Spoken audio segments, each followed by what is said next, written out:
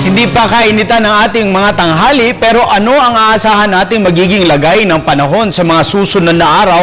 Ngayon ay inaabangan ang pagsapit ng mahal na araw. Alamin natin kay April Enerio, live mula sa Pag-asa DOST. April. Salamat, Atty. Mark. Sa ating balita, patuloy na nakakapekto ang easterlies, particular na sa silangang bahagi ng bansa. Kaya sa lagay ngayon hanggang bukas, ang Cagayan Valley at mga probinsya ng Aurora at Quezon, Leyte at rehiyon ng Caraga at Davao makaranas po ng bagyang maulap na kalangitan na may pulong-pulong pagulan o pagkidlat, pagkulog. Ayon kay Pag-asa Weather Forecaster Glyza Escolar, generally maganda po ang panahon sa buong bansa at wala namang namomonitor na sama ng panahon na nagbabadya sa ating par sa linggong ito.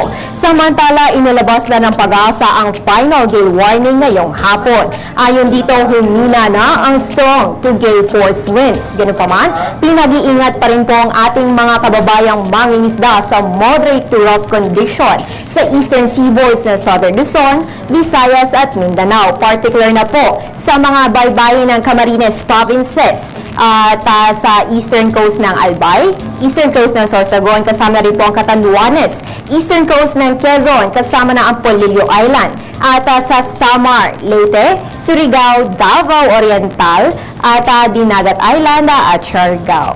So, yan po ang lagay na panahon ngayon hanggang bukas. Sa weekly weather outlook naman ng Pag-asa, simula bukas hanggang sa linggo, maganda naman po ang panahon. Asahan lamang ang bahagyang maulap na kalangitan na may isolated rain showers or thunderstorms. Ang easterlies po ang dominant weather system sa buong Pilipinas hanggang sa Miyerkules, kung saan magdadala ito na medyo mainit na araw at gabi kumpara noong nakaraang buwan. Ganun pa man, muling makakaapekto ang amihan sa Luzon by Thursday to Sunday, kung saan maaring maglabas muli ng gale warning ang Pag-asa, particular na dito sa may northern Luzon dahil sa possible surge ng northeast monsoon.